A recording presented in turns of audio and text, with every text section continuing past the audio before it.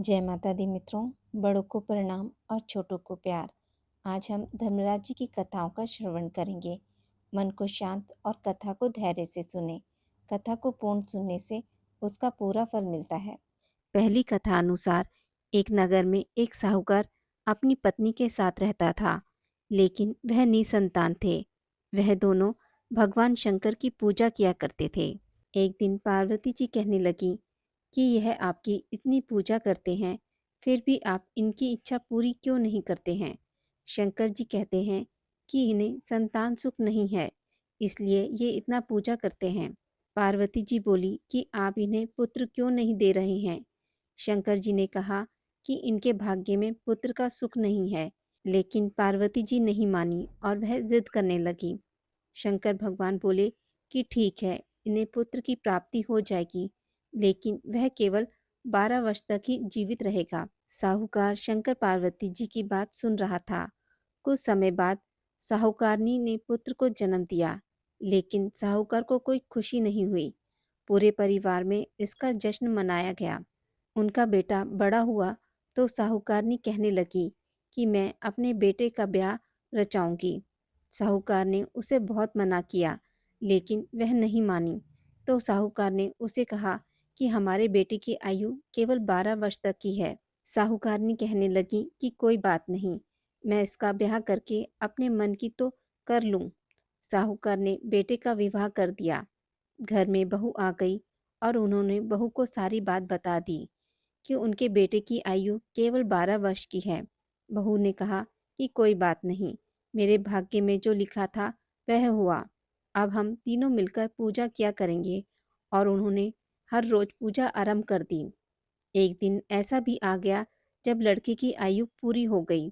यमराज साहूकार के बेटे को लेने आ गए तो साहूकार कहने लगा कि मेरा पुत्र अपनी पत्नी के साथ है।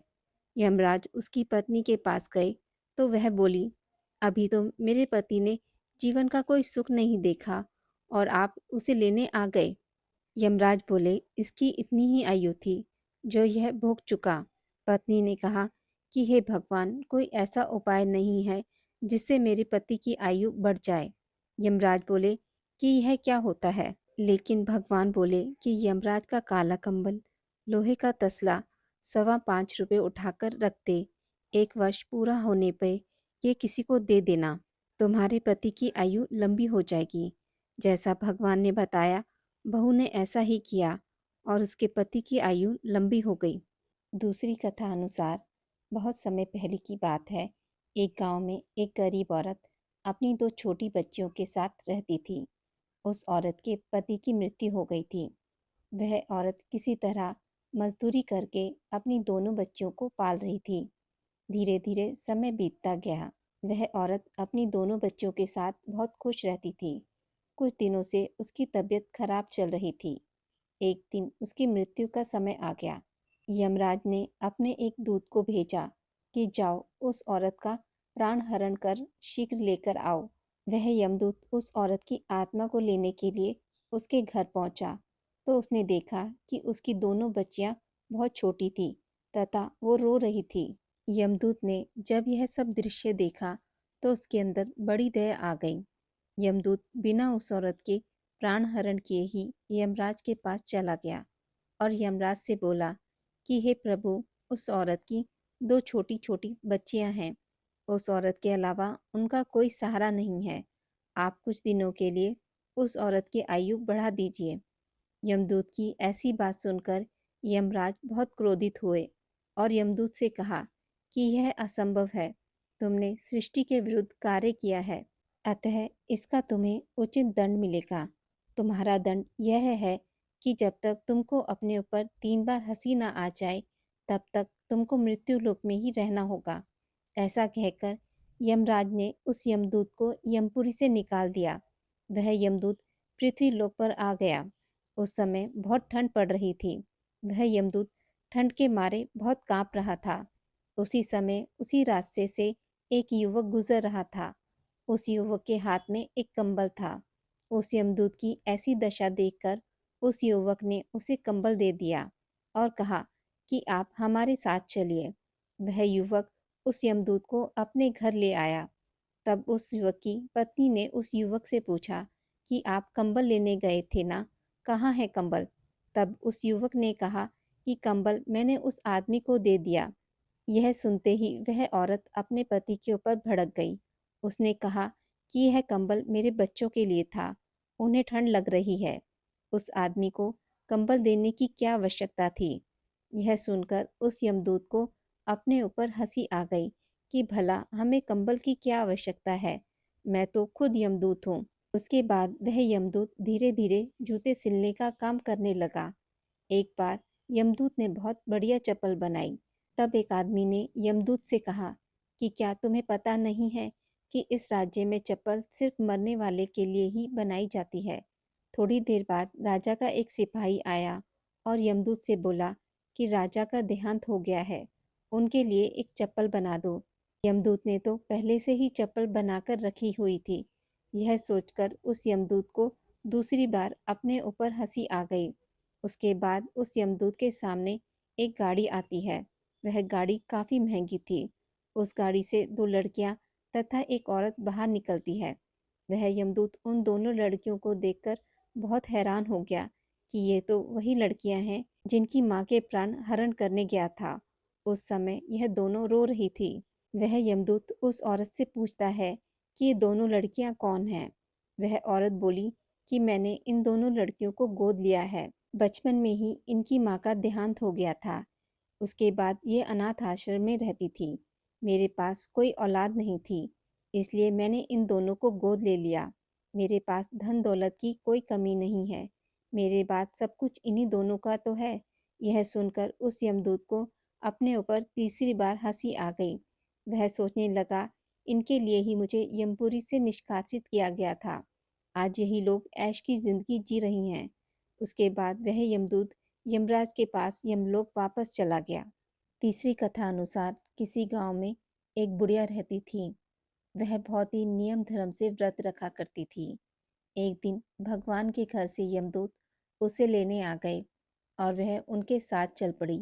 चलते चलते एक गहरी नदी आई तो यमदूत बोले कि माई, तुमने गोदान की हुई है या नहीं? बुढ़िया ने उनकी बात सुनकर मन में श्रद्धा से गाय माता का ध्यान किया तो वह उनके सामने समक्ष आ गई और बुढ़िया माई उस गाय की पूंछ पकड़कर नदी पार कर गई। वह यमदूतों के साथ फिर आगे बढ़ी तो काले कुत्ते आ गए। यमदूत फिर बोले, कुत्तों को खाना दिया था? बुढ़िया ने मन में कुत्तों का ध्यान किया तो वे रास्ते से चले गए। अब बुढ़िया माई फिर से आगे बढ़ने लगी तो रास्ते में कौवे ने उसके सिर में चोंच मारनी शुरू कर दी। तो यमदूत बोले कि ब्राह्मण की बेटी के सिर में तेल लगाया था। बुढ़िया ने ब्राह्मण की बेटी का ध्यान किया तो कौवे ने चोंच मारनी बंद कर दी। कुछ आगे बढ़ने पर बुढ़िया के पैरों में कांटे चुभने लगे तो यमदूत बोले कि खड़ाऊ आदि दान की है। बुढ़िया ने उसका ध्यान किया तो खड़ाऊ उसके पैरों में आ गई। बुढ़िया फिर से आगे बढ़ी तो चित्रगुप्त जी ने यमराज से कहा कि आप किसे लेकर आए हैं? यमराज जी बोले कि बुढ़िया ने दान पुण्य तो बहुत किए हैं, लेकिन धर्मराज जी का कुछ नहीं किया, इसलिए आगे द्वार इसके लिए बंद हैं। सारी बात सुनने के बाद बुढ़िया बोली कि आप मुझे सिर्फ 7 दिन के लिए वापस धरती पर भेज दो। मैं धर्मराज जी का व्रत और उद्यापन करके वापस आ जाऊंगी। बुढ़िया माई वापस धरती पर अपने गांव आ गई और गांव वालों ने उसे भूतनी समझकर अपने दरवाजे बंद कर दिए। वह जब अपने घर आई तो उसके बेटे बहू भी दरवाजे बंद करके बैठ गए। बुढ़िया ने कहा कि मैं भूतनी नहीं हूँ, मैं तो धर्मराज जी की आज्ञा से वापस धरती पर 7 दिन के लिए आई हूँ। इन 7 दिनों में धर्मराज जी का व्रत और उद्यापन करूंगी, जिससे मुझे परलोक में जगह मिलेगी। बुढ़िया की बातों से आश्वस्त होकर बहू बेटे उसके लिए पूजा की सारी सामग्री एकत्रित करते हैं। लेकिन जब बुढ़िया कहानी कहती है तब वह हुंकारा नहीं भरते, जिससे बुढ़िया फिर से अपनी पड़ोसन को कहानी सुनाती है और वह हुंकारा भरती है। 7 दिन की पूजा व्रत व उद्यापन के बाद धर्मराज जी बुढ़िया को लेने के लिए विमान भेजते हैं। स्वर्ग का विमान देख उसके बहू बेटे के साथ सारे गांव वाले भी स्वर्ग जाने को तैयार हो गए। बुढ़िया ने कहा कि तुम कहाँ तैयार हो रहे हो? मेरी कहानी तो केवल पड़ोसी ने सुनी है, इसलिए वही साथ जाएगी। सारे गांव वाले बुढ़िया से धर्मराज जी की कहानी सुनने का आग्रह करते हैं। तब बुढ़िया उन्हें कहानी सुना देती है।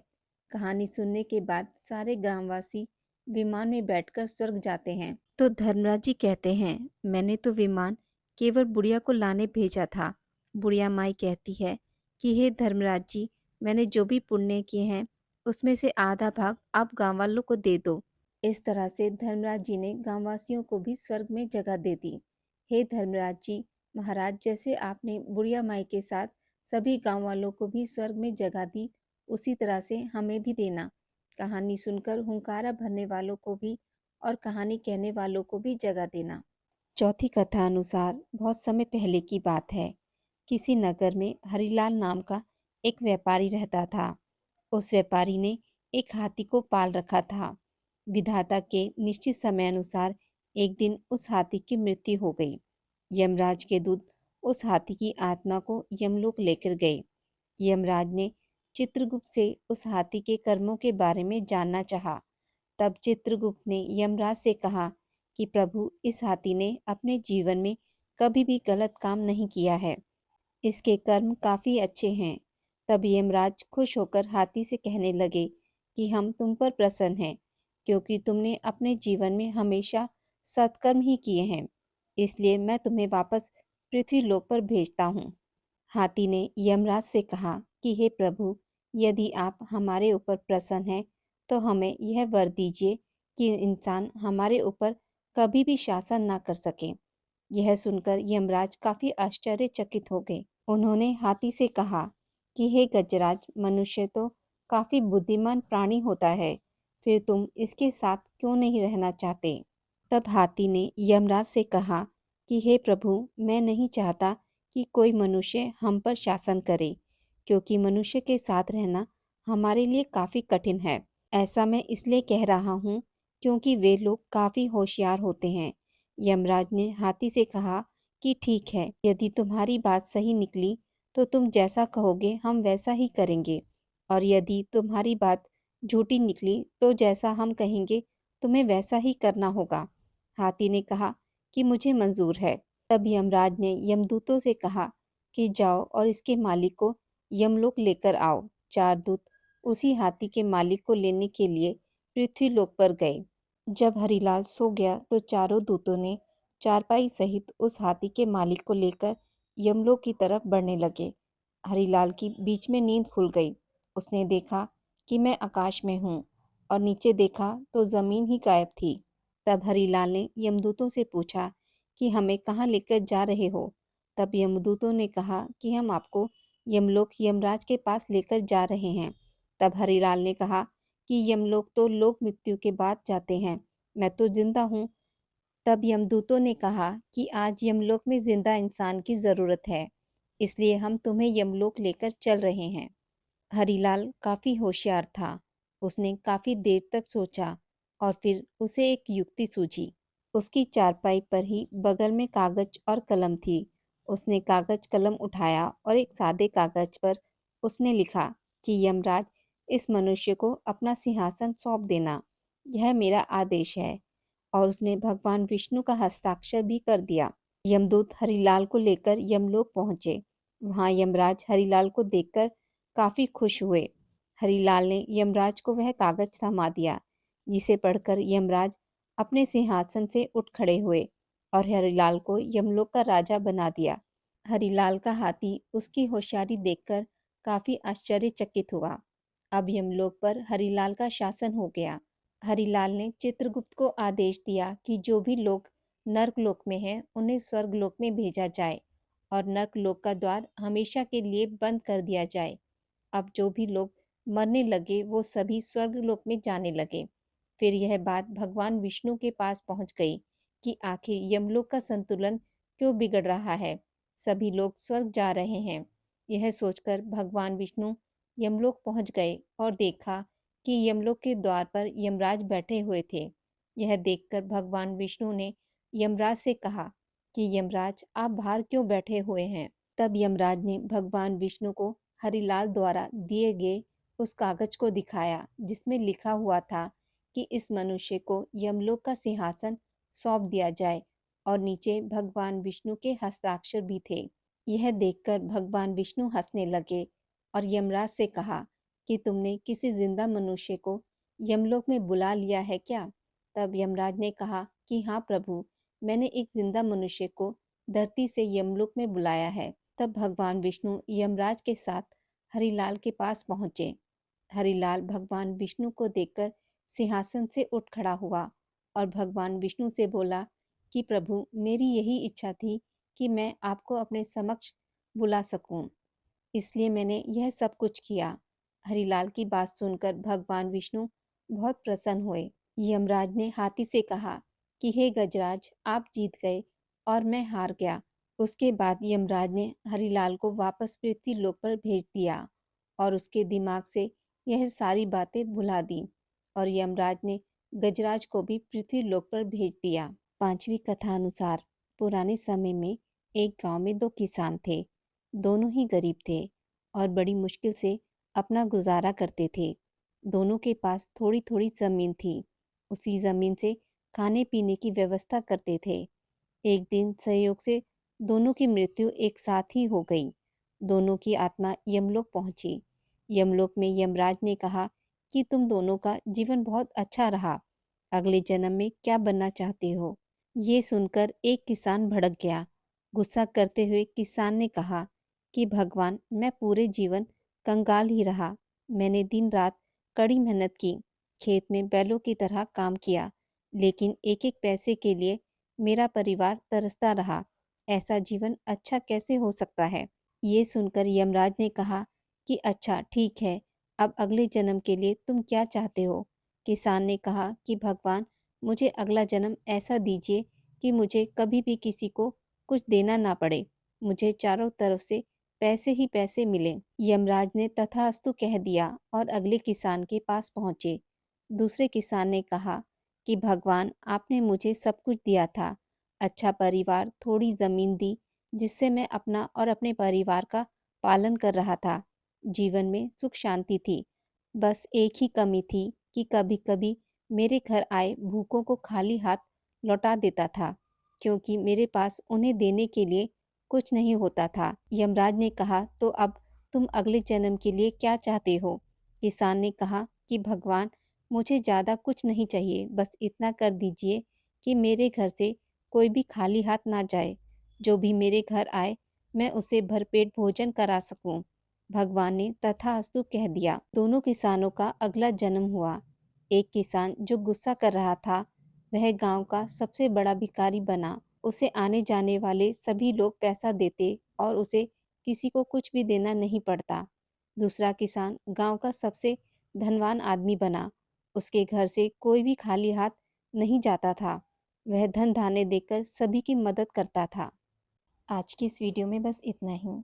मित्रों, अगर आपको ये कथाएं अच्छी लगी हों तो मेरे वीडियो को लाइक और शेयर ज़रूर करें और पूजा पाठ से जुड़ी जानकारी के लिए मेरे चैनल को सब्सक्राइब करना ना भूलें।